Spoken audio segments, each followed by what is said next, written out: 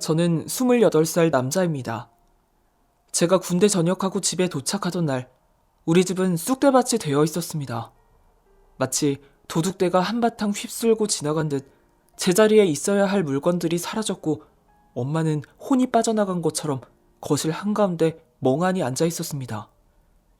제가 학교만 다녀와도 두 팔 벌려 반기시던 엄마가 제대하고 온 아들을 보고도 왔냐는 말 한마디 없이 이제 다 끝났다. 이제 끝이야. 라는 말만 반복하셨습니다. 아버지가 드디어 갈 때까지 간 모양이었습니다. 제가 말년휴가 나왔을 때만 해도 이제 더 이상 도박은 없다고, 더 이상 본전 생각은 하지 않겠다고 했습니다. 그런데 그놈의 본전 생각이 병약한 사람한테 매달린 잡기처럼 딱 달라붙어 떨어지지 않은 모양이었습니다. 통장 털고 주식 팔고 보험 깬 것도 모자라 집 팔고 차 팔고 가족까지 팔아넘긴 사람이 도박에 미쳐 도숙자가 된 우리 아버지입니다. 카지노에서는 앵벌이, 도박판에서는 도숙자. 말만 다를 뿐 다들 똑같은 인간들이죠. 잘 나가던 인생 도박판에서 꼬라박고 도박판이 노다지라도 되는 줄 알고 사는 사람들. 어디서 담뱃값이라도 들어오면 도박장으로 향하는 도박장의 노숙자, 도숙자가 된 겁니다. 우리 아버지 잘 나가는 대기업의 임원이었습니다. 서울에서 태어나 엘리트 교육의 중심지에서 자랐고 착실히 엘리트 코스를 밟아가며 우리나라 최고로 손꼽히는 대학에 들어갔습니다. 대학원에서 박사까지 마친 후 대기업 말단이 아닌 간부로 입사를 해 역시 최명우라는 찬사를 들으며 입사 때부터 주목을 받았던 인물이었습니다. 잘난 사람이었죠. 주변 사람들에겐 부러움의 대상이었고 집안의 자랑, 부모님의 자부심이었습니다. 늘 주변 다른 사람보다 앞섰고 경쟁에서 비긴 적은 있어도 져본 적은 없으니 사람들 앞에서는 겸손했지만 내가 최고라는 자존감은 하늘을 찔렀습니다. 그것이 결국 아버지에겐 독이 되어 돌아왔습니다. 잘난 남자 아버지 주변에는 사람이 많았습니다. 아버지를 존경한다며 찾아오는 사람들도 많았고 콩고물 하나라도 떨어질까 주변을 맴도는 사람도 많았습니다. 그 중에 유별나게 아버지에게 잘하는 사람이 있었습니다. 아버지의 동창을 통해 알게 된 그 사람은 아버지의 고등학교 후배라고 했죠. 외국에서 호텔 사업을 하다 다른 사람에게 넘기고 다른 사업을 시작하기 위해 사람들을 만나고 있다고 했습니다. 엘리트 코스를 밟아온 아버지는 동창회는 물론 개인적인 선후배 만남도 많았던 만큼 학연과 인맥을 생명처럼 생각하셨는데 10년 후배라며 깍듯이 형님이라고 모시는 그 사람을 아버지는 유난히 아꼈습니다. 그 남자는 자신이 진짜 아버지의 친동생이라도 되는 듯 시도 때도 없이 찾아와 한 식구처럼 굴었고 저한테도 자기를 삼촌이라고 부르라며 볼 때마다 저한테 용돈을 쥐어주고 갔습니다. 골프며 테니스며 아버지가 좋아하는 운동과 절대 지기 싫어하는 아버지 성향은 귀신같이 알아서 이길 듯 말 듯 하면서 항상 져주는 식으로 아버지를 치켜 세웠습니다. 야, 이번에는 느낌 좋았는데 말입니다. 형님은 역시 제가 절대 이길 수 있는 분이 아닙니다. 이래서 제가 형님을 온 선배님 통틀어 제일 존경한다는 거 아닙니까? 아버지는 입안에 혀처럼 불어주는 그 남자의 말을 신뢰했습니다. 그런데 그 인간은 아버지의 고등학교 후배도 외국에서 사업을 하는 사업가도 아니었습니다. 그 인간은 그저 아주 주옥같은 사기꾼 새끼였습니다. 그 인간은 처음부터 아버지를 도박판 호구로 지목해 후배니 형님이니 온갖 개소리를 늘어놓으며 아버지를 도박판에 끌어들이기 위해 공사를 쳤던 겁니다. 저도 도박판 갔다가 얻어들은 풍월로 알게 된 사실인데 세상에서 제일 공사치기 쉬운 사람이 돈 많고 고생 없이 살아온 사람, 떠받들어주는 걸 좋아하는 사람이라고 하더군요. 그런 사람 하나 부르면 공사 치는 거 일도 아니라고요. 아버지가 딱 그런 호구였습니다. 아버지는 정년퇴직을 앞두고 그 인간이 친 공사판에 발을 들이고야 말았습니다. 발을 들인 순간 게임은 이미 끝난 것이나 마찬가지였습니다. 정해진 코스만 밟아가면 간 쓸개까지 다 빼놓는 곳이 도박판이니까요.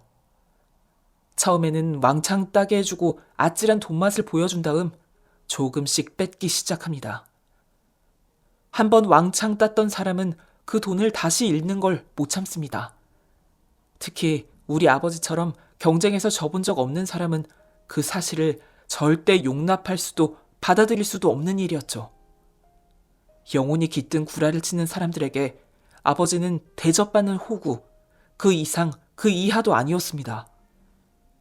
아버지한테 공사치고 떼는 데는 석 달도 채 걸리지 않았습니다. 내기든 경쟁이든 져본 적 없는 아버지가 처음에는 왕창 땄다가 점점 잃기 시작하니 돈을 잃은 만큼 이성도 잃어가기 시작했습니다. 통장에 있는 돈 날리고 퇴직금 미리 땡겼다 날리고 보험에 차담보 집담보까지 걸었다 제가 태어났던 연희동 단독주택까지 노름판에 넘어가게 된 날이 바로 제가 제대해서 집에 온 날이었습니다.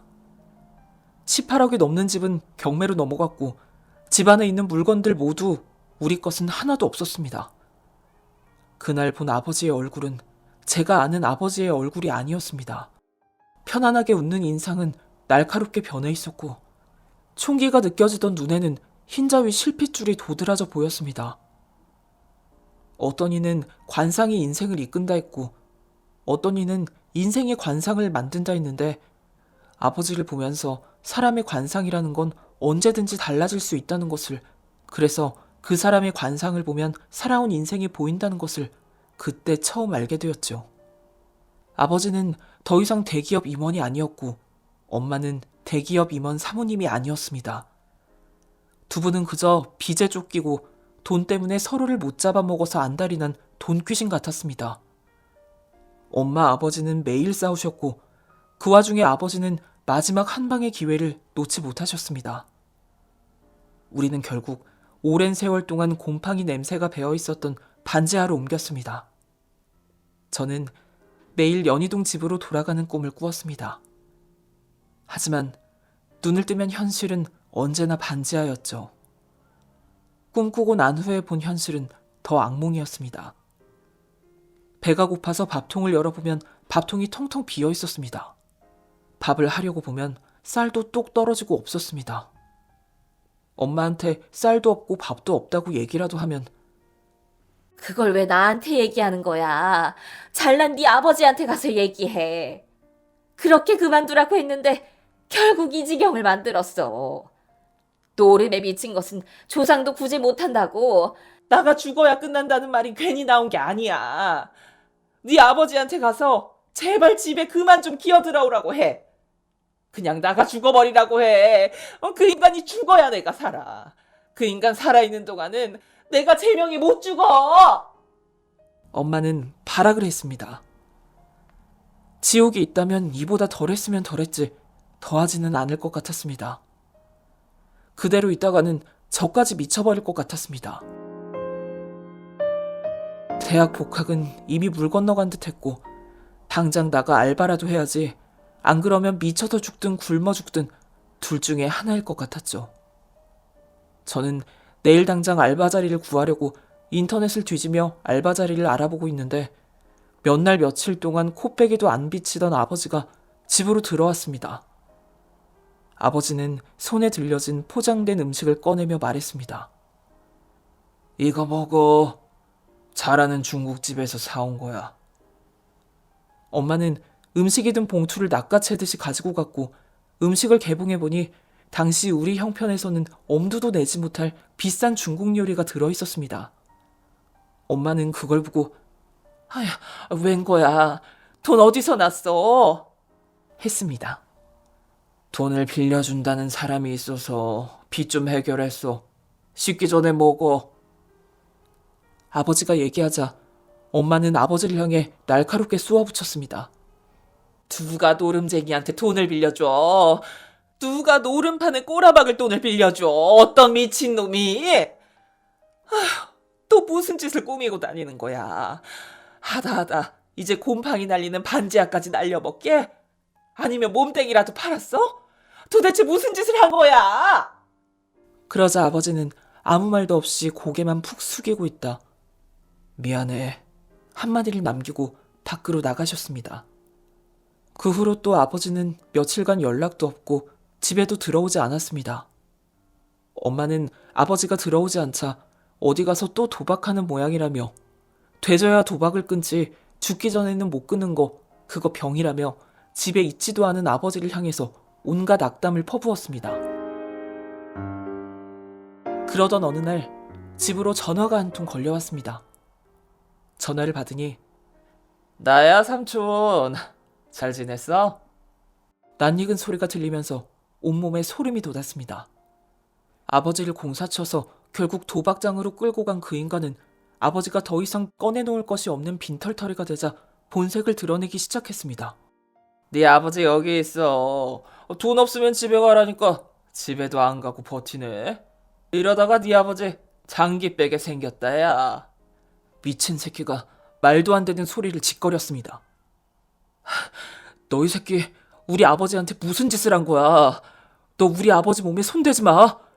우리 아버지 몸에 손대면 너희 새끼 너는 나한테 죽어. 그랬더니 그 인간은 뭐가 그리 좋은지 숨이 넘어갈 듯 낄낄거리면서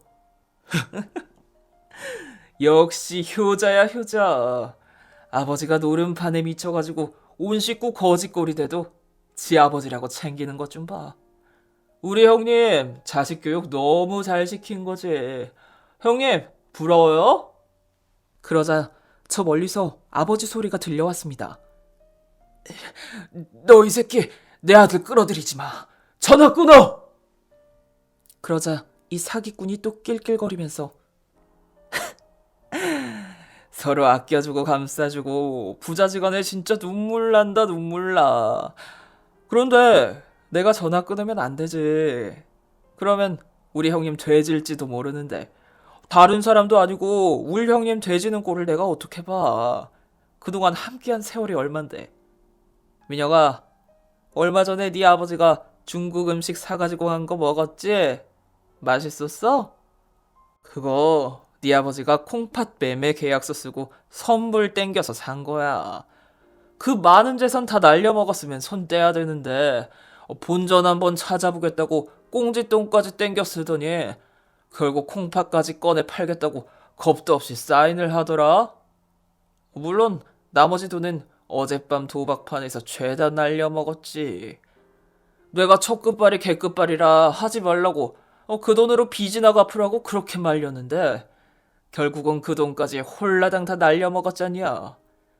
꽁지꾼들은 저승까지 쫓아와서 돈을 받는 것들인데 어쩌냐? 네 아버지 어제 그 돈 다 날려먹어서 돈 빌려준 꽁지가 나머지 콩팥 하나까지 꺼내놓든지 아니면 네 콩팥 하나 떼오라고 난리다. 그러자 아버지가 소리쳤습니다. 이 미친 인간 애한테 뭐라고 하는 거야. 전화 끊어. 전화 끊어. 미녀가 듣지 마. 이놈이 하는 말 아무것도 듣지 마. 이놈 말에 현혹되면 안 돼. 그러면 너도 아버지 꼴 나는 거야. 아고 참. 형님 더럽게 시끄럽네. 야 형님 좀 저리 끌고 가. 대화가 안 되잖아 대화가. 그러자 아버지가 뭐라고 소리를 질렀고 누가 아버지 입을 막았는지 아버지 말소리는 정확하지 않았습니다. 이어서 그 사기꾼 새끼가 말을 하더군요. 민혁아 잘 들어. 여기는 네가 살아온 그런 말랑말랑한 세상이 아니야. 여기는 오직 돈으로 시작해서 돈으로 끝나는 곳이야. 돈이 힘이고 권력이고 법이야. 돈 따는 놈은 걸어나갈 수 있어도 돈 잃은 놈은 밖에 던져놔도 다시 기어들어와. 왜? 본전 생각나거든. 그 돈, 그 재산 어떻게 모은 건데 그렇게 잃으면 안 되잖아. 그런데 인간들이 얼마나 어리석은지 돈을 잃고 나서야 그 돈은 그렇게 날려먹으면 안 되는 돈인 줄 알고 그 돈은 없으면 안 되는 돈인 줄 아는 거지. 그래서 그거 다시 찾으려고 불지옥인 줄 뻔히 알면서 뛰어드는 거야.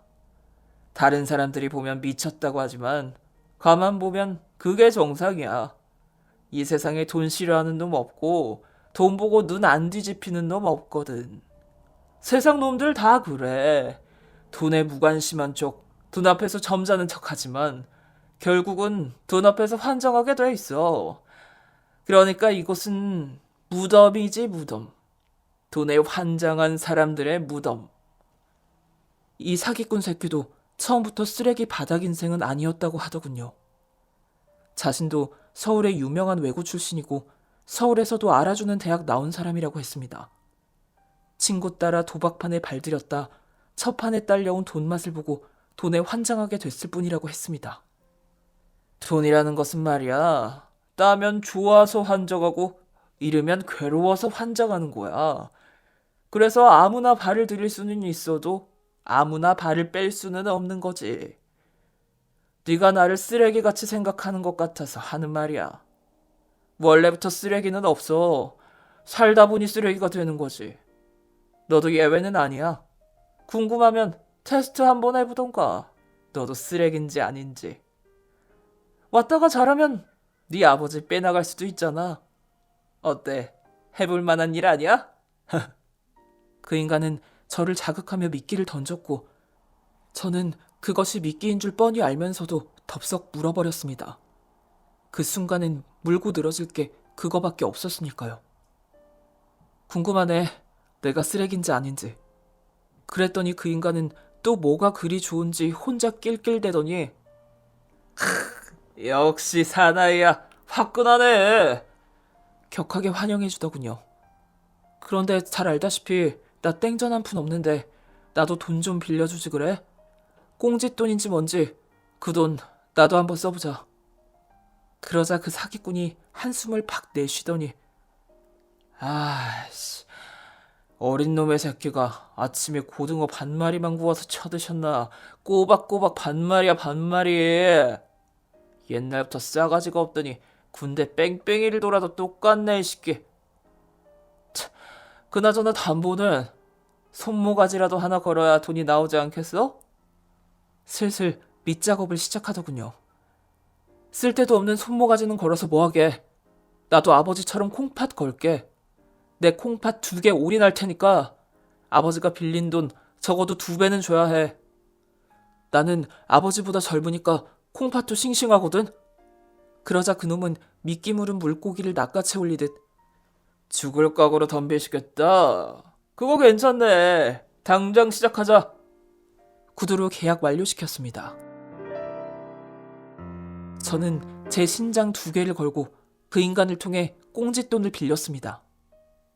그렇게 저는 제 발로 걸어서 들어가는 사람은 있어도 제 발로 걸어 나오는 사람은 없다는 돈에 환장한 것들의 무덤으로 들어갔습니다. 아버지가 빌린 돈은 5천. 저는 꽁지로부터 1억 2천을 빌려 도박판이 벌어지는 하우스를 찾았습니다. 제가 도착한 곳은 누가 봐도 평범해 보이는 어느 공장 창고더군요.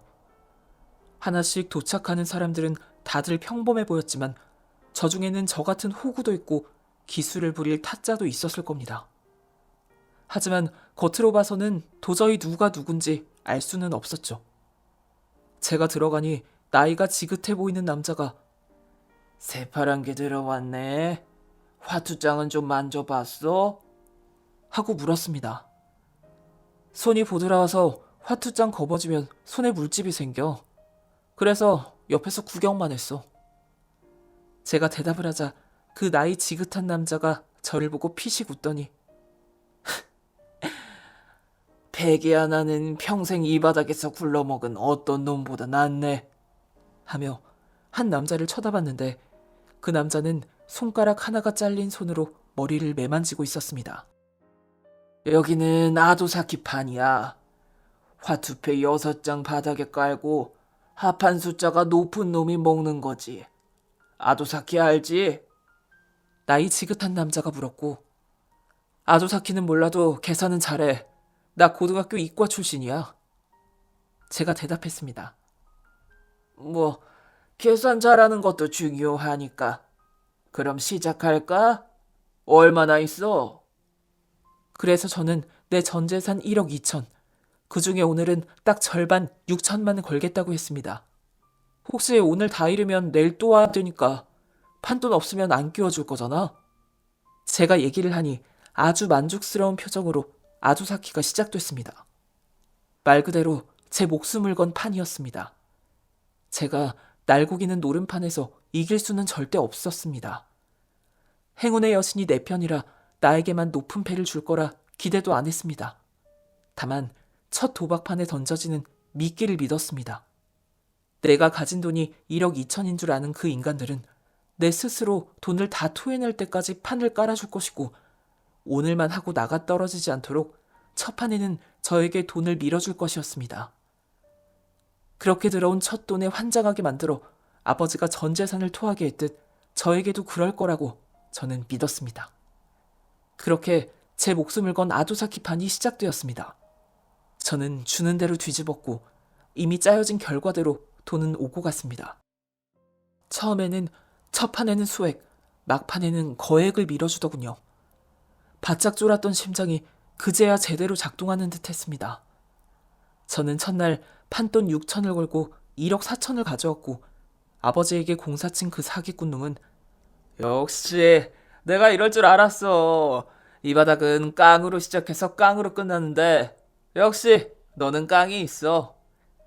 이 자리에 앉는 순간 눈깔 돌아가는 것 보고 알아봤지.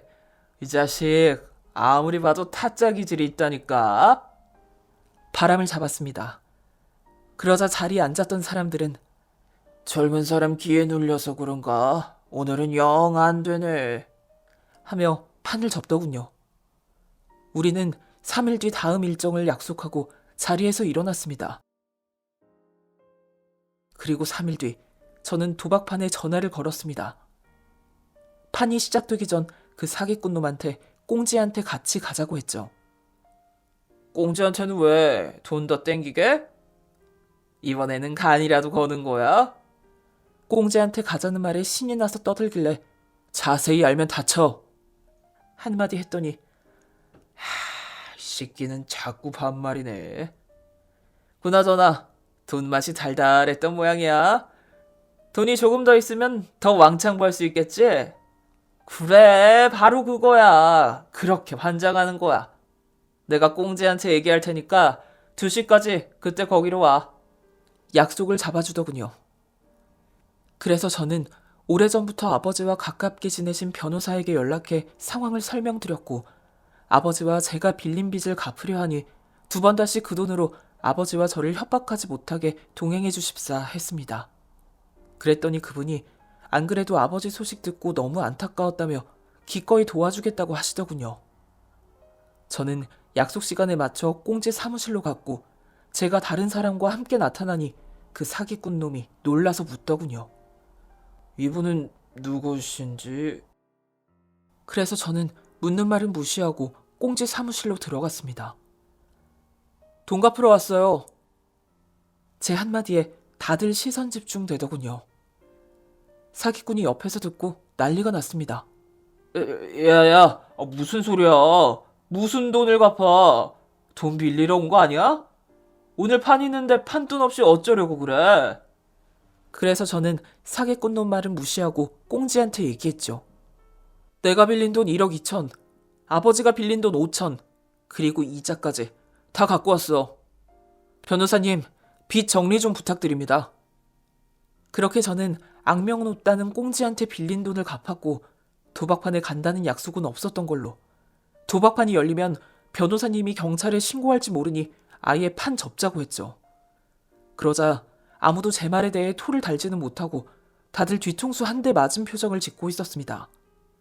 제가 변호사님하고 같이 돌아서 나오자 그 사기꾼 놈이 제 뒤통수에 대고 그러더라고요. 야, 최민혁이 지금 호기롭게 빚 갚고 이제 도박판은 끝일 것 같지? 절대! 인간은 다 똑같아. 눈앞에서 억 단위가 오고 갔는데 그게 과연 쉽게 잊혀질 것 같아? 돈에 환장하지 않는 사람은 없어. 너도 마찬가지야. 무덤에 들어왔으면 스스로 관뚜껑 닫아야지. 안 그래? 결국 돌아오게 될 거야. 저는 가던 걸음을 멈추고 돌아서 얘기했습니다. 돌아와야지. 우리 아버지 바닥으로 끌어내린 양아치 새끼. 너 도박판에서 어떻게 비참하게 죽어가는지 구경하러. 꼭 돌아올게. 그때까지 너는 이 바닥 떠나지 마라. 어? 그 후 저는 아버지를 데리고 다시 집으로 왔고, 원래는 대학에 복학해야 했지만 복학은 잠깐 미루고 일자리를 구해 돈을 벌고 있습니다. 아버지는 여전히 도박판의 본전을 잊지 못하고 계시지만 두 번 다시 도박은 손대지 않겠다는 의지로 단도박 모임에 나가서 활동하고 계십니다.